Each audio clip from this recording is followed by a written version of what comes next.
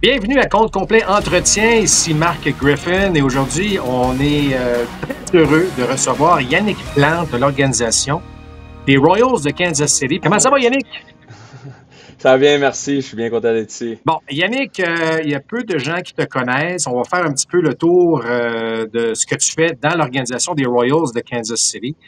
Euh, Premièrement, tu fais partie du département de préparation physique, donc des joueurs, surtout évidemment l'organisation des Royals au niveau des ligues mineures. Mais ça fait quelques années déjà que tu es dans l'organisation des Royals. Oui, donc j'ai commencé en 2019. Je pense que j'ai été engagé en 2018, fin 2018. Mais le premier entraînement printanier, ça a été celui de 2019. Puis j'ai commencé vraiment au plus bas niveau. Donc c'était une position un peu à temps partiel où on allait travailler avec les filiales recrues essentiellement. Fait qu'ils appelaient ça en anglais rookie ball. Puis c'est des niveaux qui essentiellement existent même plus. C'est vrai. On avait trois niveaux. Donc on avait celui que j'ai travaillé à Burlington, on avait Idaho Falls, puis on avait le niveau en Arizona qui lui existe encore. Donc ça a été vraiment ma première année. Puis ça a été toute une expérience et j'ai tellement appris cette année-là. J'ai pas arrêté d'apprendre non plus. Évidemment, il y a eu la pandémie en 2020. Mais je suis resté ici, puis j'ai aidé avec les joueurs qui ne pouvaient pas retourner à la maison. On avait certains joueurs blessés, etc. Puis on a eu certaines permissions de pouvoir travailler à l'extérieur ici. Ça aussi, ça a été une super expérience. Puis à la fin de la saison 2020, j'ai eu la chance d'aller à Kaufman, le stade Ouais. des niveaux professionnels, des niveaux majeurs. Puis on a eu un camp où on jouait des parties. Nos meilleurs joueurs recrues ici dans l'organisation, puis jouer des parties. Puis moi, j'étais là pour aider, pour assister. Ça a été une super expérience. Puis de ce niveau-là, j'ai sauté complètement jusqu'au triple A. Donc j'ai passé l'année 2021, 2022 puis 2023 au niveau triple A. On a eu des très bonnes recrues, plusieurs gens qui ont fait leur début dans les majeurs dans ces années-là. Puis depuis l'année passée, j'ai fait mon retour en Arizona, où je travaille avec des joueurs beaucoup plus jeunes de différents pays qui commencent leur carrière professionnelle. Puis j'assiste aussi au niveau de la réhabilitation. Donc si on a des joueurs blessés à long terme, ils reviennent en Arizona, puis on les aide à retrouver le terrain. Bon, Yannick, ça va être bien intéressant parce qu'on va vraiment rentrer dans le rôle que tu joues, puis évidemment ce que vous faites avec les joueurs des Royals. On recule un petit peu. Tu viens de la banlieue d'Ottawa. Tu es un gars donc de l'Ontario. Tu parles très, très bien français, évidemment. Euh, Ça a commencé. Est-ce que tu étais un amoureux du baseball? Est-ce que t'étais un amoureux du sport? Tu t'es retrouvé comment dans ce milieu-là, finalement? Ouais, c'est une histoire assez drôle quand même. J'ai toujours adoré les sports. C'est depuis que je me rappelle que j'étais tout petit, j'ai joué toutes sortes de sports, que ce soit, tu sais, mon sport principal c'était le hockey, mais j'ai joué du soccer, la crosse, j'ai fait du cross-country, volleyball, basketball, de la lutte. Donc peu importe le sport, je voulais bouger, tu sais, je voulais dépenser de l'énergie. Puis je pense que ça m'a toujours donné le goût de vouloir travailler puis d'avoir une carrière dans le sport. Mais je ne savais pas nécessairement comment j'allais faire ça. Euh, mais quand même au secondaire, je regardais pour des programmes universitaires qui impliquaient le sport d'une façon ou d'une autre. Puis celui, c'est à ma porte à Ottawa, l'Université d'Ottawa, il y avait un programme de kinésiologie, puis j'ai trouvé que c'était probablement la meilleure option pour moi, tu sais, de rester près de la maison, mais d'aller dans un programme qui m'intéressait beaucoup. Fait que j'avais commencé des recherches quand même assez jeune par rapport à ça, sans savoir où est-ce que ça allait me mener. Euh, Finalement, j'ai eu des super expériences, surtout dans les dernières années du programme universitaire, que ce soit en recherche, j'ai travaillé dans un gym, j'ai fait un peu de travail avec les Olympiques de Gatineau aussi, au hockey. Fait que ça m'a vraiment ouvert tu sais, l'esprit par rapport à travailler avec les gars dans le gym, puis les pousser, puis trouver tu sais, un autre edge, comme on dirait, par rapport à la performance. Puis ça m'a mené à vouloir poursuivre des études supérieures. Donc j'ai été à l'université de Calgary. Je pense que j'étais prêt probablement plus mature pour tu sais, sortir de la maison, du nid de mes parents, puis de vivre une nouvelle expérience. Fait que c'est vraiment là que j'ai eu ma première expérience d'étudier en anglais dans ce domaine-là. Avant, c'était tout en français, mais là, il a fallu que je déménage dans une nouvelle ville, j'apprenne un peu des différents termes. Puis là aussi, ça a été super à Calgary. Ils ont un bon programme olympique là-bas. Ils ont beaucoup de sports, tu sais, de haut niveau. Puis j'ai travaillé dans un gym encore là, surtout en hockey. Mais il y avait d'autres sports comme la crosse, puis comme le baseball. C'est vraiment là que j'ai eu ma première expérience au baseball. Avec l'Université de Calgary, j'ai travaillé avec leur équipe de basketball aussi. J'ai travaillé un peu avec les Flames de Calgary. Fait que j'ai vraiment mis mes mains un peu, tu sais, tout partout où est-ce que je pouvais. Euh, Puis finalement, après ma maîtrise, il fallait que je me trouve quelque chose d'un peu plus sérieux. Je pense que c'était le temps de vraiment vouloir travailler avec une équipe en spécifique. C'était un gym public, fait qu'on avait des gars qui venaient, tu sais, de 6 heures le matin à 10 heures le soir. Mais je voulais vraiment passer beaucoup de temps avec les mêmes gars, apprendre à les connaître, peut-être même voyager avec eux, puis voir où ça allait m'amener. Euh, Puis quand même, comme j'ai dit, c'est une histoire assez drôle. J'ai appliqué sur Twitter pour la job des Royals. Puis il y avait un nouveau coordonnateur dans le temps qui cherchait des nouveaux gars avec différentes expériences. Puis c'est comme ça que ça s'est déroulé. On a eu des entrevues sur Zoom. Puis une couple de mois plus tard, j'étais en Arizona. OK, fait que là, Fait tu que es en c'est train de quand me même dire fou. que tu as vu une annonce passer à peu près sur Twitter, puis toi, tu t'es dit, moi, je vais répondre sur Twitter même, puis finalement, tu as eu une entrevue, puis bon, tu as eu l'emploi par la suite. C'est vraiment ça qui s'est passé, là? Ben, comme c'était un tweet de notre ancien coordonnateur qui était nouveau dans le temps, puis il disait si vous avez, tu sais, si vous êtes intéressé, envoyez un email à l'adresse courriel. OK. Fait que c'est comme ça que c'est parti. J'ai eu plusieurs personnes qui m'avaient envoyé ce tweet-là, puis ont dit tu serais-tu intéressé? Finalement, je dis ok, ben, ouais, c'est peut-être une bonne opportunité. Puis j'avais eu mon père, j'avais eu le préparateur physique des Flames qui m'avait dit ça pourrait être une bonne opportunité pour toi. Fait que plusieurs gens m'avaient dit, tu sais, si ça t'intéresse le baseball, puis j'avais commencé à travailler avec des joueurs de baseball à Calgary un peu. Ils ont dit si ça t'intéresse, vas-y. Tu sais, tu seras jamais sorti du hockey. Si tu es intéressé à revenir, parce que c'était un peu un de mes doutes que j'avais, c'est est-ce que c'est vraiment le baseball? Euh, Puis finalement, ça a été une des meilleures décisions pour moi, Wow. tu sais, de sauter d'un sport à l'autre puis d'apprendre une nouvelle culture. Ah, écoute, effectivement, c'est une très belle histoire. Puis là, ben, tu te retrouves dans l'organisation des Royals. Bon, on sait qu'au baseball, il y a des étapes à franchir. Hein. C'est pas, on s'en va pas tout de suite au niveau majeur. Toi, lorsque tu es arrivé, quel était ton premier emploi avec les Royals? Ouais, donc, comme j'ai mentionné rapidement, j'étais un préparateur physique, mais c'était vraiment dans les filiales les plus basses au niveau des rookie ball, comme ils appelaient ça, les recrues.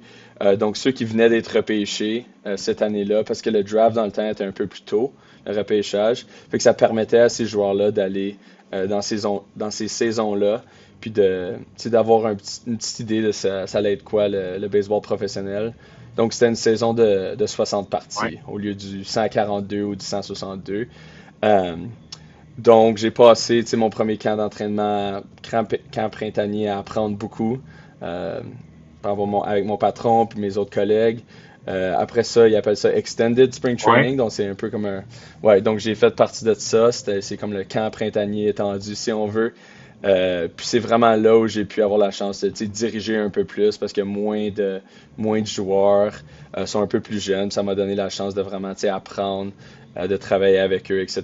Puis à partir de là, on est parti à Burlington, en Caroline du Nord. Puis j'ai eu ma première saison avec une bonne gang de gars.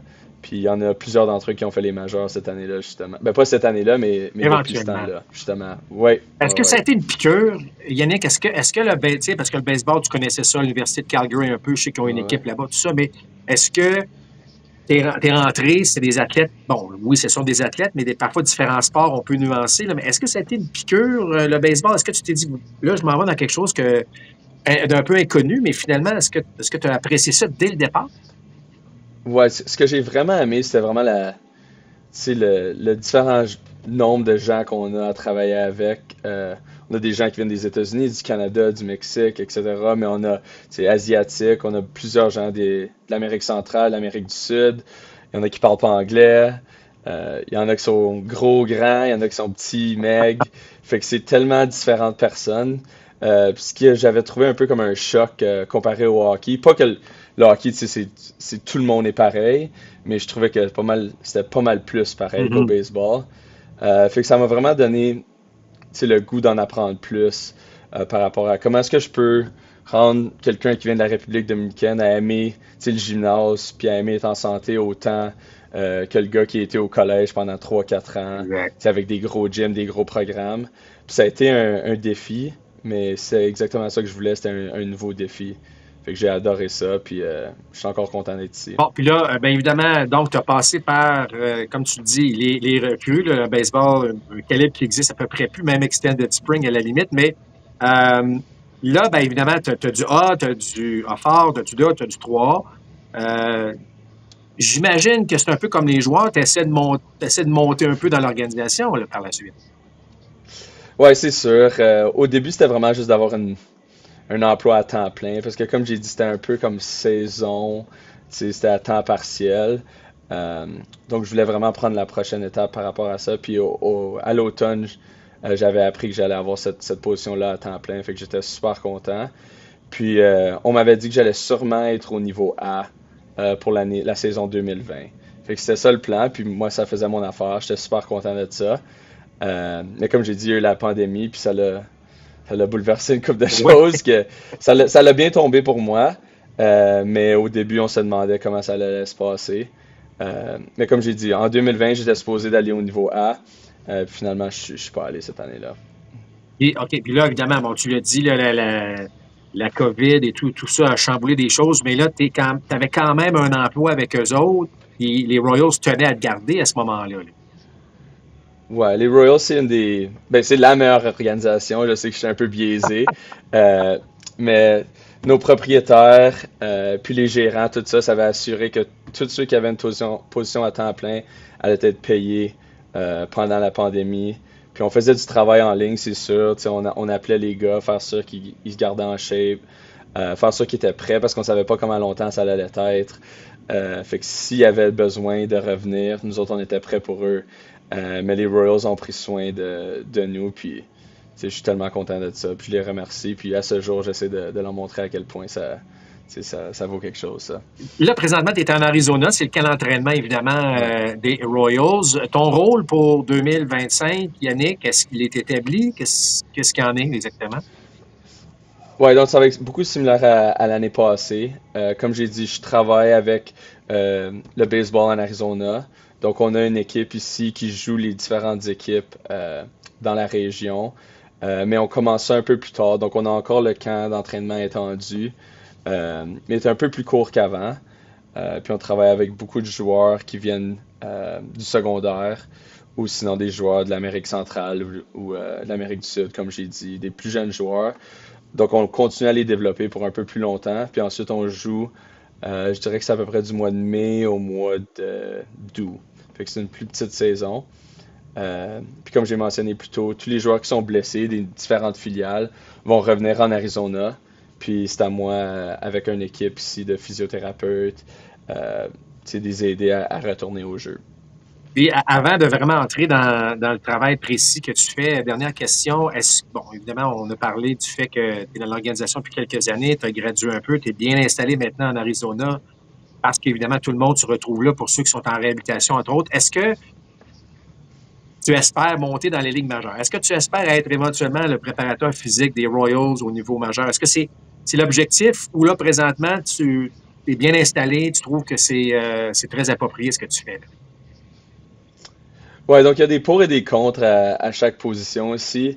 Euh, Puis comme au Triple A, j'avais adoré ça, tu sais, pouvoir aider les joueurs qui montaient puis qui se sont rendus au majeur. Mais il y a beaucoup de voyagements, tu sais, c'est beaucoup de temps, d'heures, etc. Donc quand j'ai su que j'avais l'opportunité de pouvoir venir en Arizona, ça faisait vraiment mon affaire. J'ai pu m'acheter une maison ici. Je suis extrêmement fier de tout ça. Puis la routine est un peu plus stable en Arizona comparé aux autres filiales. Donc ça, c'est un des avantages.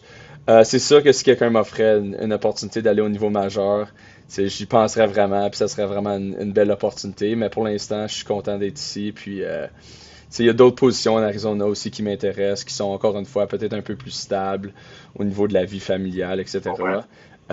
Mais c'est sûr, c'est pas les majeurs, puis ça, c'est tout un autre game. Fait que Bon, on écoute, verra. ben, je comprends très bien ce que tu as une excellente réponse. Écoute, On va rentrer un petit peu plus dans ce que tu fais. Écoute, bon, moi, j'ai joué dans les ligues mineures. On avait ce qu'on appelait un soigneur. C'était pas du tout un préparateur physique, là, tu sais. Puis à Ouais. la limite, on se demandait, tu sais, vraiment quel était son background, là, pour excuser l'expression. Mais la première réaction, c'est que c'est quand même des gens avec qui j'ai encore des relations aujourd'hui. Tu sais, on est très près des préparateurs physiques. Ça a changé beaucoup. Euh, Toi, dans ton rôle, est-ce que c'est surtout un rôle de prévention et de mettre des joueurs évidemment dans la meilleure forme physique possible, ou tu es plus du côté réhabilitation, par exemple, lorsque les gars reviennent de blessure?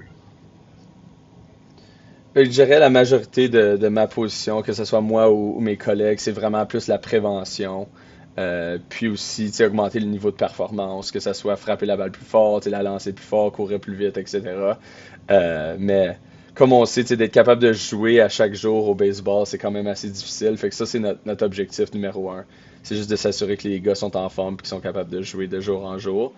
Puis quand il y a des blessures, ben c'est là qu'il faut qu'on change un peu d'approche, puis que là qu'on travaille sur la réhabilitation. Mais je te dirais que la majorité du temps, on passe ça sur, comme j'ai dit, la prévention, puis l'augmentation de la performance. Bon, tu m'amènes un point intéressant, Yannick. Les statistiques avancées ont explosé, les nouveaux, ce qu'on appelle les nouvelles données. Donc, c'est l'expression, là, mais l'exit velocity, donc la vitesse de la balle qui quitte le bâton, euh, bon, les lanceurs qui lancent de plus en plus fort. Est-ce que ces données-là sont importantes pour vous autres? Dans le sens que, est-ce que on veut que le jeune, par exemple, puisse lancer à 95 000 à l'heure, ou on se concentre beaucoup plus sur un aspect plus technique ou physique pour pas qu'il se blesse? Tu comprends un peu ce que je m'en vais avec ça, là? Ouais, non, c'est ça. Je pense que nous, ça dépend du joueur aussi, à quel stade de sa carrière est-ce qu'il est vraiment rendu. S'il a une bonne base, puis il comprend ce que ça lui prend pour être en santé, puis pour performer, puis le petit détail qui lui manque pour se rendre aux ligues majeures, c'est vraiment le côté, tu sais, technique ou peut-être de lancer un peu plus fort. On peut peut-être passer un peu plus de temps là-dessus. Mais je te dirais qu'à la base, pour la majorité des joueurs, surtout ceux que je travaille tu sais, cette année puis l'année passée, c'est vraiment juste plus d'établir une bonne routine avec eux puis de s'assurer qu'ils sont prêts de jouer tu sais, de soir en soir. Fait que la santé, c'est primordial pour nous, moi, pour nous. Tu sais, tu sors pas à grand-chose si tu es capable de lancer 100, 2000 à l'heure, mais que tu es juste capable de jouer une fois aux 2 semaines. Fait faut un peu l'approcher de cette façon-là, d'être en santé, c'est vraiment la priorité numéro un. Et on sait qu'un des aspects problématiques, on va le dire, du baseball, c'est la blessure où, en fait, où les joueurs doivent subir l'opération de type Tommy John.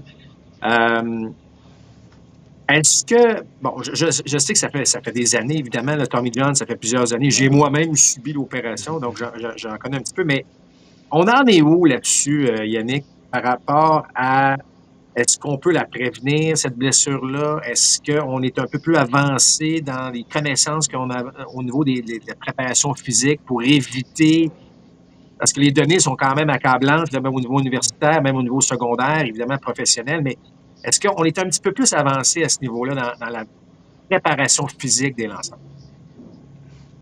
Ouais, ben, c'est une super bonne question, puis je pense que j'ai certainement pas la réponse ultime, mais je peux peut-être partager un peu de mon opinion, euh, puis on verra où ça va, mais je pense qu'une des raisons pourquoi les blessures augmentent, puis ça c'est dans tu sais, toutes les parties du corps, dans tous les sports, etc., etc., je pense que c'est vraiment c'est les sports les plus jeunes. Qu'est-ce qu'on peut faire pour les prévenir, tu sais, qu'ils soient dans des camps, des showcases, ci puis ça. Je pense pas que ça leur donne trop de bénéfices comparé aux risques qu'ils ont plus tard. Nous, on fait quand même assez attention à ça. On essaye le plus possible de prévenir ces blessures-là. C'est sûr qu'ils arrivent quand même. Mais si au secondaire, il y a personne tu sais, qui prend des précautions, puis qui vérifie que si un joueur lance 80 lancés, ben, que les 5 prochains jours, il ne soit pas disponible, etc., etc. Si on ne prend pas attention à ces âges-là, il est un peu trop tard quand il arrive de notre côté, selon moi. Euh, Ceci étant dit, nous, on a certaines choses qu'on fait, qu'on essaie de, tu sais, pour prévenir, de pas mettre trop de stress dans les régions du corps qui pourraient être à risque. Je pense que la réhabilitation aussi est meilleure. Les résultats, tu sais, à long terme sont meilleurs qu'ils étaient avant. Donc, si jamais quelqu'un l'a, on est quand même assez confiant qu'on est capable de retourner au niveau où est-ce qu'il était avant, puis que sa carrière n'est pas nécessairement finie à partir de là. Mhm. Mais c'est, il y a beaucoup de questions, puis à répondre, je pense que ça l'amène juste plus de Ah questions ouais, ouais, ben, dans le fond. c'est clair. Fait que tu sais, l'année passée, on en a eu un bon montant. Je pense pas que c'était plus que d'habitude. Puis cette année, ben, on espère que ça soit un peu moins. Ça pourrait être un peu moins, ça pourrait être un peu plus. Puis on y va à partir de là. Avez-vous des directives de la part du département baseball? Là, je m'explique un peu. Bon, c'est les camps d'entraînement actuellement. Euh, et je sais que parfois, tu as l'impression qu'il y a des joueurs tu sais, qui se blessent très tôt au camp d'entraînement, puis certains blâment, par exemple, que leur préparation hors saison est peut-être pas parfaite. Est-ce que la haute direction s'implique en disant, hey là, les gars, on a trop de blessés ou il faut faire attention? Est-ce qu'il y a un lien qui se fait entre le deuxième étage puis vous autres pour vraiment préparer les gars? Oui, absolument. C'est quand même impressionnant. Je peux pas parler pour les autres Oui, organisations, mais oui. avec les Royals, il y a de la communication avec tous les départements, que ce soit c'est les frappeurs, les lanceurs, comme tu as dit, le deuxième étage, les gérants, etc.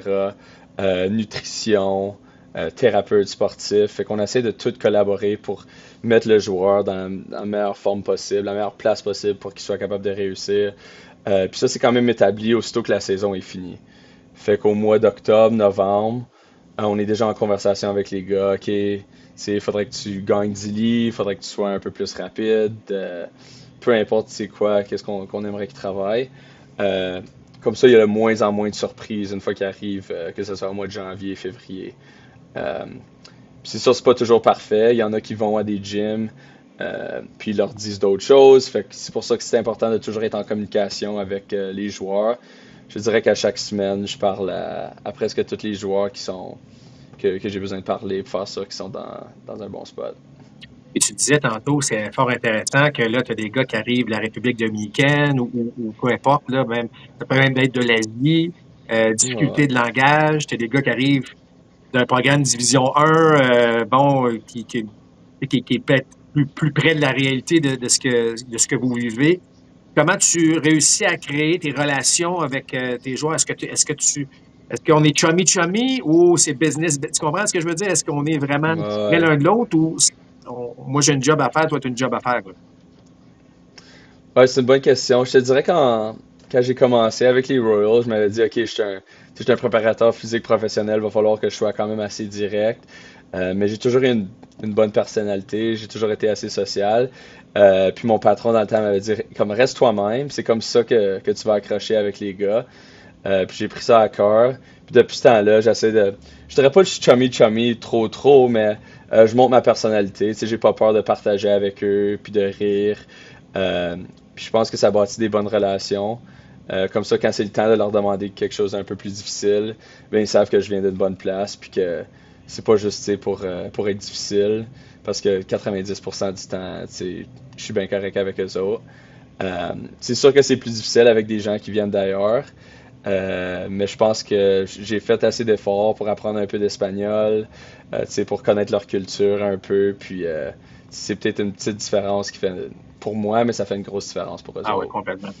Bon, là, vous avez un diamant dans l'organisation qui s'appelle Bobby Witt Jr. Est-ce qu'un gars comme Bobby Ouais. Witt Jr., on y fait un peu plus attention, là, tu sais, je veux dire, je comprends qu'il ne faut pas prioriser un joueur à un autre, mais tu sais, lorsqu'on a un joueur comme la trame de Bobby Witt Jr., est-ce qu'on est un petit peu plus, pas prudent, mais est-ce qu'on travaille un petit peu plus pour être sûr que lui reste sur le terrain, là?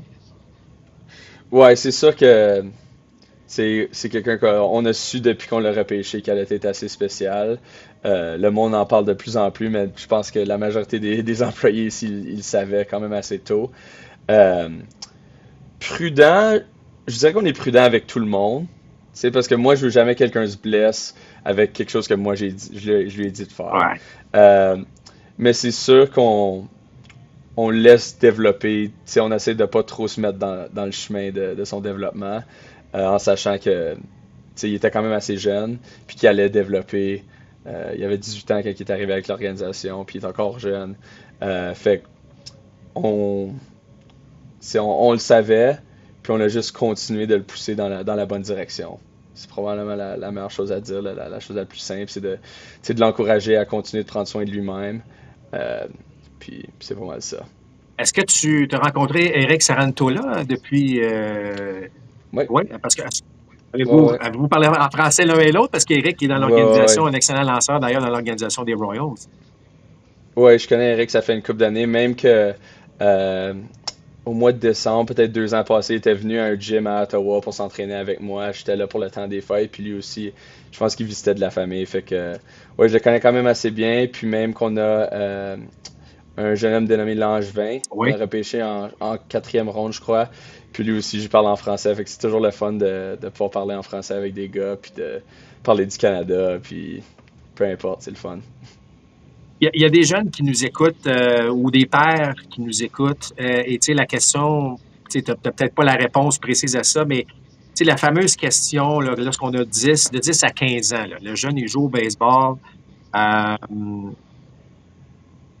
Est-ce que pour vraiment tu sais, former un bras, là, c'est-à-dire tu sais, de graduellement, bon, je ne veux pas parler nécessairement de balle courbe, tout ça, mais est-ce que le fameux Mhm. long toss, donc de lancer le plus loin possible, reste encore, Yannick, une des meilleures façons de développer un bras pour un jeune? Je pense que, tu sais, si tu parlerais à un entraîneur de lanceur, il dirait qu'il y a définitivement des avantages par rapport à ça. Euh, je pense que le meilleur truc, c'est d'être intelligent par rapport à ça. Puis je connais pas nécessairement la réponse, pour être honnête avec Mhm. toi, à, tu sais, combien de fois par semaine, combien de lancers, etc., etc. Je pense que c'est une super bonne technique. Puis nous aussi, on l'utilise avec les Royals, c'est pour ça que je suis capable de dire ça. Euh, mais c'est vraiment, tu sais, dans la fréquence, l'intensité, etc. Je pense qu'on peut voir tu sais, les meilleurs résultats, puis le moindre le risque de blessure par rapport à ça. C'est la même chose avec tu sais, les balles de driveline qui pèsent c'est un peu plus lourd, un peu plus léger, les balles de différentes grosseurs. Il y a plein de choses qu'on peut faire, mais c'est vraiment, si tu sais comment les utiliser, que tu vas avoir les meilleurs résultats. Yannick, parle-moi de l'organisation des Royals. Tu en as glissé un mot tantôt, tu dis que c'est la meilleure Ouais, organisation. Tu sais, les gens, ouais. on pense aux Yankees, aux Dodgers, tu sais, les gros marchés. J'ai évolué dans l'organisation des Dodgers et des Ouais. Expos, donc j'ai eu les deux extrêmes, si tu veux, mais parle-moi un petit peu de l'organisation des Royals. Ça semble une organisation, effectivement, qui est très bien vue. C'est pas le plus gros des marchés, mais ça reste une organisation qui semble être très solide par un propriétaire qui semble être très près de ses employés. Es-tu capable d'en dire plus sur cette organisation-là, de la façon dont que vous êtes traité, mais la façon dont les joueurs sont traités, la façon dont... Tu sais, il y a une synergie parfois qu'on retrouve dans une organisation. C'est laquelle chez les Royals? Ouais, c'est vraiment comme tu sais, une grande famille. Puis oui, comme tu as dit, on est une équipe de petits marchés. Mais on investit beaucoup dans les joueurs qu'on repêche. Puis ça en dit long, je pense, sur tu sais, comment on voit nos joueurs. C'est pas sur le cap salarial nécessairement qu'on va voir les gros montants. Mais le montant d'argent qui est investi pour les joueurs, que ce soit tu sais, des différents départements, différentes ressources disponibles, euh, je pense que ça en dit long sur le genre d'organisation qu'on est. Puis aussi, tu sais, la durée de carrière de nos joueurs, de nos employés même. Il y en a beaucoup qui travaillent au baseball, qui font 1 an, 2 ans, 3 ans avec une équipe. Puis, tu sais, si ça n'a pas marché comme c'était prévu, bon, ben, il va falloir peut-être te trouver une nouvelle job. Mais la majorité des gens que j'ai côtoyés, tu sais, ils ont continué avec les Royals pour plusieurs années, puis sont encore ici depuis que moi j'ai commencé. Fait que ça, c'est toujours le fun à voir, même que certains joueurs qui finissent leur carrière viennent coacher avec nous. Fait qu'encore une fois, je pense que ça en dit long. Puis même s'ils ne coachent pas, il y en a plusieurs en ce moment pendant le camp d'entraînement qui reviennent visiter l'équipe. Que ce soit tu sais, Alex Gordon, Mike Moustakas, Wade Davis, Greg Holland, des joueurs qui ont gagné en 2015 qui viennent dire allô aux joueurs puis tout ça. Fait que c'est toujours le fun. Tu sais, chaque matin, ça me dérange pas de me lever tôt pour venir travailler. C'est des longues heures, mais c'est toujours le fun. As-tu déjà rencontré George Brett? Ouais, pas de un à un, mais souvent, tu sais, on se dit allô, puis des fois, il est dans le gym, puis il s'entraîne, il va faire des présentations. Ouais, George, il est quand même drôle comme caractère. Ouais, c'était effectivement tout un caractère. Puis, moi, c'était un gars que je voulais imiter. Là. Je veux dire, c'était un frappeur Ouais, ouais, gaucher. Je veux dire, c'était un des meilleurs joueurs de troisième but de toute l'histoire du c'est baseball, mais ça, avec une personnalité c'est très ça. forte. Hein. Je pense que tu peux. Ah ouais, ouais. Euh, Ouais, non. Yannick, qu'est-ce qu'on peut te souhaiter pour la prochaine saison, les prochaines années? Qu'est-ce que tu veux continuer à accomplir? Est-ce que c'est quoi les prochaines étapes pour Yannick Plante? Ben, comme j'ai dit, moi, je pense que mes responsabilités vont pas changer tant que ça, mais j'ai hâte de voir où est-ce que nos joueurs vont se développer dans quelques années. Comme j'ai dit, j'avais eu la chance en 2019 d'avoir mon premier groupe, puis maintenant, il y en a plusieurs qui sont dans les ligues majeures. J'ai hâte de voir s'il y en a des joueurs de l'année passée ou de cette année qui vont se rendre là éventuellement. Puis pour l'organisation des Royals, une autre course en série. On a eu une belle année l'année passée, Ouais. puis je pense qu'on va continuer à pousser. Fait que beaucoup de santé pour les joueurs. Si on est en santé, je pense qu'on va faire beaucoup de bruit, puis ça va être excitant. En tout cas, si vous êtes en santé, c'est qu'on va aller regarder le département des préparateurs physiques, on va les féliciter. Ouais, on espère avoir le crédit. Souvent, quand ça va mal, tu sais, on prend le blanc, mais quand ça va bien, on n'a pas le crédit. Ben oui, c'est un peu ingrat. Yannick Plante, merci beaucoup. C'était fort agréable, fort sympathique aussi, parfaitement bilingue. Là, je t'ai déjà entendu parler en anglais, tout ça. T'as bien gardé ton français aussi. Donc, bonne saison. On va suivre évidemment les traces des futurs Royals, les plus jeunes, mais aussi ceux qui sont déjà là. Et pour LP Langevin, comme tu as mentionné tantôt, puis Eric Sarantola Ouais. aussi, qu'on va suivre de près. Merci beaucoup, Yannick, puis bonne chance pour la suite des choses. Fait merci beaucoup à vous, puis bonne saison de baseball. Salut.